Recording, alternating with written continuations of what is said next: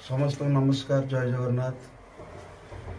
आमर बॉलीवुड अभिनेता चक्रधर जेनांकर आज परलोक होइछि। यह आम ओडिया फिल्म इंडस्ट्री बहुत दुखद खबर। मु काली 10टा बेले खबर पाई जे से एम्स हॉस्पिटल ठारे चिकित्सा होउचंती बोली मु भाभी जीवाई एवं काली हठात मो राति खबर पाइली जे से आम समस्त को छाड़ी चली जाइछंती। से आ नहांती तेणु बहुत दुख लगिला। आमे तांको अति स्नेह आदर रे चकरा भाई बोली डाकू।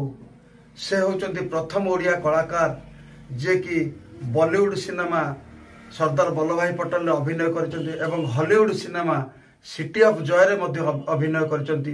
बेंगली सिनेमा रे मध्य अभिनय करचंती। ओडिया रे अनेक चलचित्र रे से अभिनय करचंती। तांकर प्रथम सिनेमा ओडिया रे थिला पत्थर खसुची बड़ देउळू। सेठारु से आज पर्यंत अनेक चलचित्र रे मु मध्य तांको सहित 3-4टी सिनेमा रे अभिनय करिवार सुयोग पाइछि।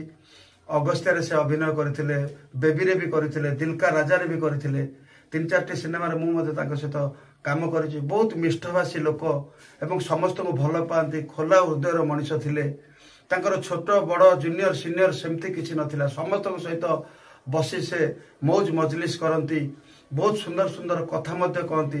जदिओ टिके रागी मिंजाजर लोक थिले तथापि तांको हृदय थिला सब बेले नढ़िया परी।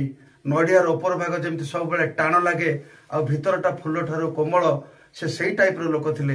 आज जन को रागी गाड़ी कर देथिबे, फोन रे सोधी देथिबे, सकाळे से पुणी तांको आडू कॉल करी कहबे अरे मोर भूल हो गला रे, मु रागी कोन कहि देछि तू सेडा माइंड करिबुनु, तू आ खटिरे पुणी देखा हवा। सेही टाइप रो मनुष्य थिले। आज्ञा ओडिया फिल्म इंडस्ट्री अनेक खलनायक सहित मु अभिनय करेछि किंतु चक्रधर जेनांक आमर चक्रा भाईंकर अभिनयर जादू थिला सबुठारु टिके नियारा।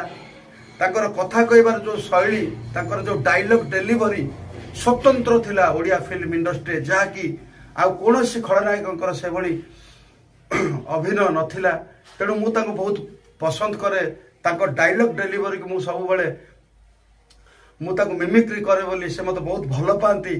एवं शेष रे एति कहबी जो ओडिया दर्शक माने तांकर महायज्ञ सीरियल रो राहु मंगराज चरित्र हो किंबा अर्जुन सिनेमा रो कालीदादा चरित्र हो, जो दर्शक माने देखिचंती से माने जानिचंती जे चक्रधर जेना कोन तांको अभिनय रे कोन जादू थिला। सेमती कलाकार आज्ञा आजिका डेट रे मिलिबेनी। तांको स्थान सब बेले शून्य स्थान ही रही गला। तेणु प्रभु जगन्नाथ निकट प्रार्थना करिवि तांकर अमर आत्मा को शांति मिलू। एवं तांकर जो एकमात्र पुओ, मु तांको घर को अनेक थर जाइछि, बहु बार तांको घरे मु खाई पी कि मु आसीछि। तांकर सब बेले गोटे चिंता थिला जे तांकर जो गोटे पुओ अछि एकमात्र पुओ ताको से हीरो करिया पई सब बेले चेष्टा करूथिले।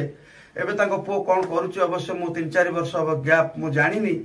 जे जो दिन ठारू तांकर यूरिन इन्फेक्शन होला से दिन ठारू हमर जो 11 ताला खटी को आसीबा बंद कर देथिले एवं काम करिबा ओडिया इंडस्ट्री धीरे धीरे तांकर कमी जाइथिला। मु जानिनी।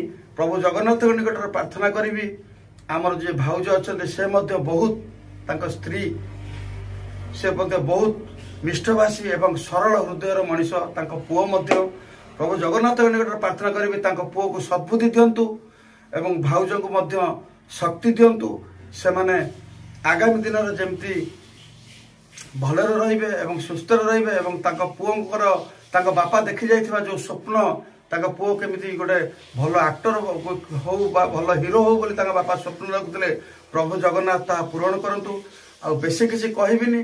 तांको विषय जेते कहिले मते दुख लागुची। मोर तांको सहित अनेक स्मृति रहिछि जो स्मृति की मु कहिले होय तो समय पाइबनी। तेणु एति कहबी प्रभु जगन्नाथ निकट रे तांकर अमर आत्मा को शांति दियंतु। जय जगन्नाथ। जय ओडिशा।